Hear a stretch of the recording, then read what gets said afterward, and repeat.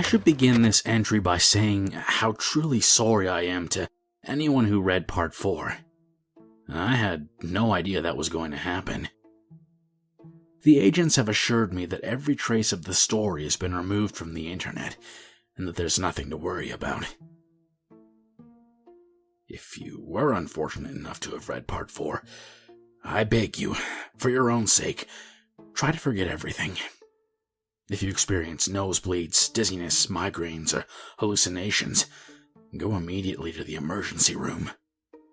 If you're having a recurring dream of an island made of song, under no circumstances should you approach or attempt to open the blue door with the painting of a crow on it. If you did not read Part 4, there was no Part 4. It doesn't exist. Forget you ever heard of it.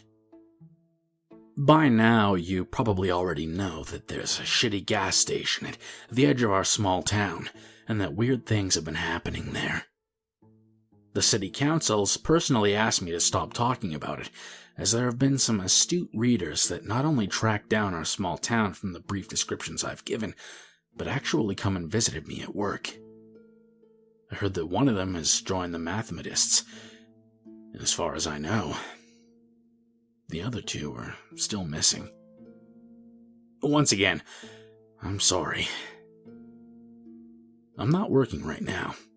It's the first legitimate break I've had since I first started writing my stories on receipt paper all that time ago. Time moves funny here. Flowing slow and fast all at once, like molasses out of a shotgun. It's a good thing I've been keeping a journal. I've got a few moments before my laptop dies, and I think now would be the perfect time to transpose my journal entries before the battery runs out or the blood loss gets me. Right now, it's a race to see what happens first. Before any of you worry, I've already called Tom. He said he's on his way here to give me a ride to the hospital, right after he picks up dinner for the Ledford orphans, John, Ben, and little sister. Tom and the other deputies have been taking turns checking in on and bringing them food in an attempt to make the whole thing less tragic. They've been living on their own ever since the incident that totally did not happen, and anyone who says otherwise is a damn liar. There I go again, off on another tangent. Well, I guess I'll get into it and type up my journal entries while I still can. 11:02:17 9 p.m. So much has happened here since the Halloween incident that we aren't allowed to talk about. It's been much busier than usual, dealing with the aftermath as well as the cult. The mathematists have been cleaning out our inventory on a daily basis, planning ahead for some kind of secret event that I only get to hear about in hushed mutterings and whispers. Night is coming earlier, and the weather is getting colder. 11:03:17 2 a.m. The man in the trench coat is back. He's standing just outside the gas station door, staring in. He's been there for almost an hour now. On the bright side, I haven't had a customer come in since he showed up. On the not-so-bright side, I can't help but feel like he's trying to put thoughts into my head. He won't be able to, though. I've had way too much practice. Kiefer came in earlier today, before the sun went down, and sat in a booth drinking coffee for a while. Eventually, Spencer Middleton showed up. Spencer had a word with Kiefer, then came storming up to my register, screaming at the top of his lungs. He grabbed the display of lotto scratch-offs and threw it across the room. It was obvious that something had upset him. That's when I took the earplugs out. "Everything okay?" I asked, stupidly. I knew damn well everything was never okay. "Did you hear a word I just said?"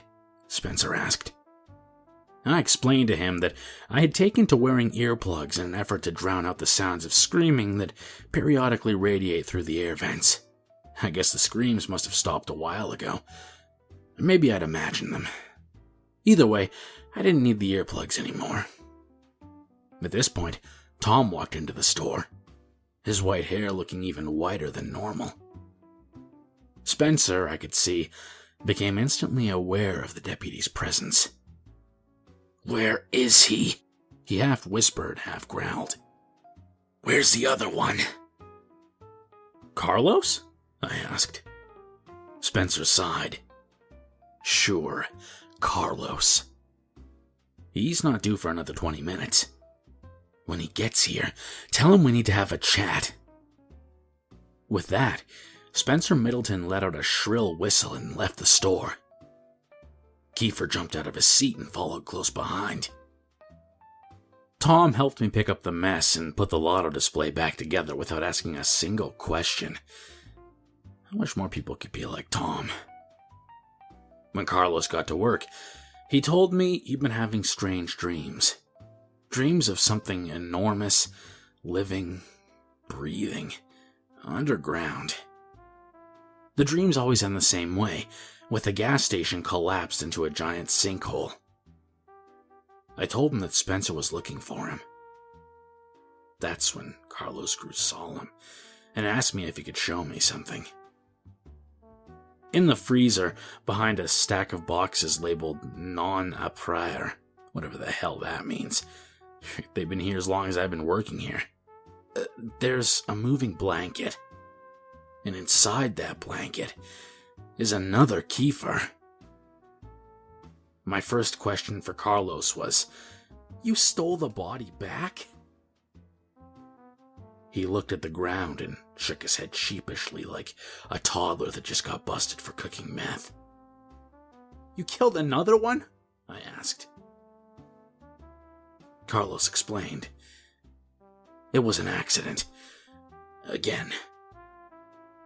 3 a.m.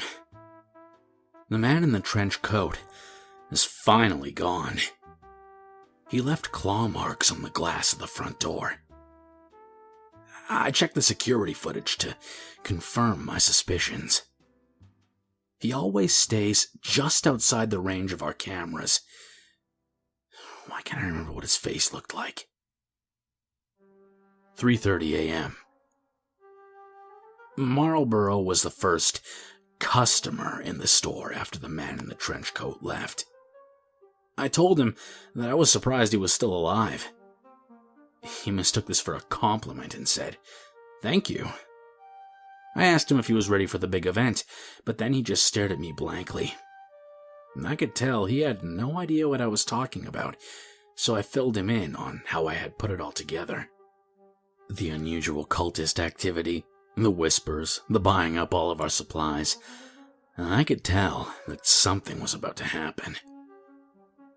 Marlboro went pale in the face as I was talking, then ran out of the gas station before I could finish, 99-cent frozen drink still in his hand. I know I should write up an inventory loss slip for the theft, but I just can't bring myself to do it. As hard as it is to explain, there's just something about Marlboro that makes me genuinely feel sorry for him. 6 a.m. I caught myself digging again. I don't know how long I was out there or who was running the store while I was gone. The hole's so deep now that I nearly couldn't climb out on my own. I should maybe think about considering the possibility of one day asking a doctor if this is normal. 8 a.m. Marlboro is currently crying in the dry storage closet. Through his sobs, I could barely make out the story.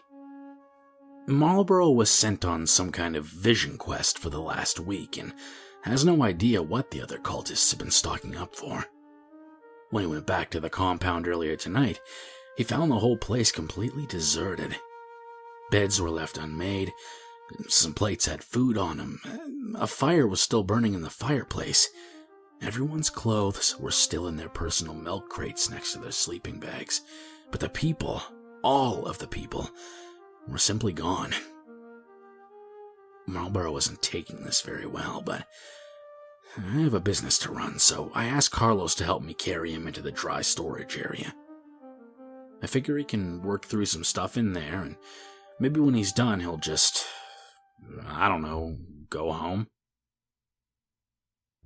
11/4/17. 9 p.m. The exterminators just left.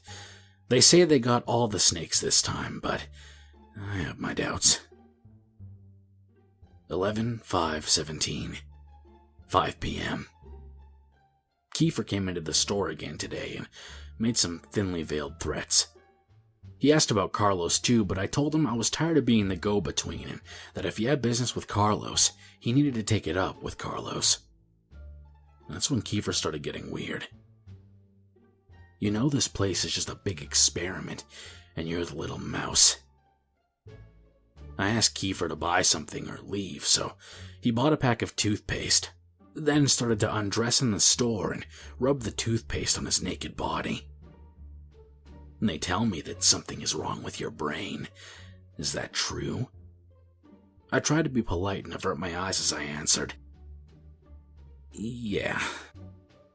That's too bad. At this point, Kiefer was completely naked. He walked over to the frozen drink machine and filled a large cup with the sugary red concoction before turning it upside down on top of his head. Then, he shook himself violently like a wet dog, flinging bits of cold, sticky debris across everything from the ceiling to the walls. Some of it even landed on my face, but I tried not to let him see me flinch. I knew this was all just an attempt to intimidate me, and I didn't want to give him the satisfaction. "What is it, exactly?" he asked as he crossed back to where his pile of clothes waited for him. "What?" I asked. "What is your condition? Paranoia? Schizophrenia? The gay?" "No," I answered. "I don't sleep." "You don't sleep?" He sounded genuinely interested. "Like, ever?" "I can't fall asleep. I haven't slept a single day since high school. It's a rare genetic condition with no cure and no treatment, and one day it'll kill me. But until then, I handle the effects as best I can." Kiefer nodded. "That must be it. That must be why he can't reach you." "Why who can't reach me?" Right then, Spencer came into the store. He threw a blanket around Kiefer and ushered him out to a waiting SUV. A moment later, he came back into the store and offered me $100 for the security tape from tonight. I wonder what I'll spend my $100 on. 9 p.m. I was beginning to suspect something wasn't quite right in the store. I've been finding empty candy bar wrappers strewn about, security tapes mysteriously deleted, strange noises coming through the walls in the middle of the night when I should be alone. At least, more strange noises than usual. At first, I assumed it was just the raccoons. But now I know the truth. Now I know that Marlboro has been living here for the last 2 days. He just walked out of the supply closet wearing a bathrobe, nodded to me as he grabbed a stick of meat jerky, and went into the bathroom. It hadn't even occurred to me that Marlboro never left. 11/6/17. 4 a.m. It finally happened. I suppose it was only a matter of time. I know I should feel regret or shame or any of the other emotions that normal people feel after something like this happens, but all I feel is embarrassed. I came to a couple hours ago with a shovel in my hand. I've been digging again, and this time I'd made some serious progress. The hole was at least 7 feet deep, the steep walls made of loose red clay. It took me a while to realize that I was staring up into an inky black night, peppered with uncountable stars. When some of the bigger celestials started to move, I realized that those stars were actually the soulless red eyes of the mutant raccoons staring down at me over the edge of the hole. Probably looking for food, those shameless beggars. I chucked the shovel out of the hole, and that's when I heard it. Imagine the sound of a butcher's knife hitting a watermelon, like a solid wet thwack. Now imagine the watermelon gurgling and falling over like a sack of potatoes. Oh man, this metaphor's really gotten away from me. When I climbed outside the hole, I saw the shovel standing upright. The business end, firmly lodged inside the open chest wound of a still twitching Kiefer. The Kiefer was dead before I got to his side. In a final act of defiance, he turned both of his middle fingers up to me. I felt the slightest amount of respect for him before I went into a mental state that I can only describe as subdued panic. The first thing I wanted to do was find something to wrap the body in because, surely, Spencer Middleton would come for it soon. When I went into the gas station, I was surprised to find that Marlborough had taken it upon himself to work the cash register while I was gone. He was ringing up one of our regulars, Charles, a great big fat man that always buys soap and boiled peanuts. I nabbed a tarp off the shelf and took it outside. That's when I learned something. Kiefer is heavy. Like, really heavy. I understand that a human body is just a meaty, fleshy water balloon full of guts and excrement, but nothing could prepare me for how leaky and gross and heavy a dead man can be. It was only by some miracle that I managed to drag Kiefer through the back door and into the freezer without being seen. It took all of my strength to pull the mass behind the boxes and onto the stack with the other three. When I finally finished, I'd worked up a sweat, and even the cold of the freezer wasn't enough to keep me cool. As I stood there letting my breath come back and adrenaline wear off, I took stock of my situation. That's when it dawned on me. There were 4 Kiefers in that freezer with me. 4 Kiefers. Where the hell did the other 2 come from? The freezer door opened and Marlborough entered, dragging a dead Kiefer by the legs. He stopped and made eye contact with me.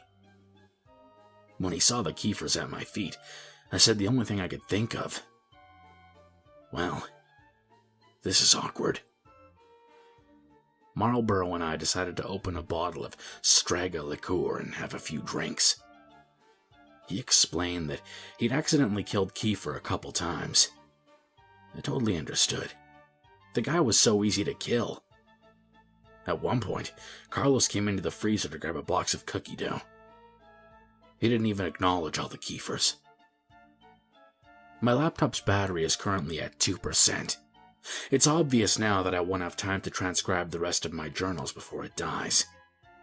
I don't have time to tell you how I ended up at the bottom of this hole underneath the store with a broken leg. But I can tell you that I hear someone moving around above me, which is good because I don't think I'm alone down here. If you're reading this, it means I managed to upload my story. If you're not reading this, then I don't know, what even are you? Someone just called my name from the top of the precipice. I think it was Carlos. I wonder what happened to Tom. Why didn't Tom ever show up? Come to think of it, I seem to remember Tom didn't survive the Halloween incident. Wait, who the hell have I been talking to this entire time? I promise, if I survive long enough to recharge my battery, I'll come back and tell the rest. Until then, I guess this story is to be continued.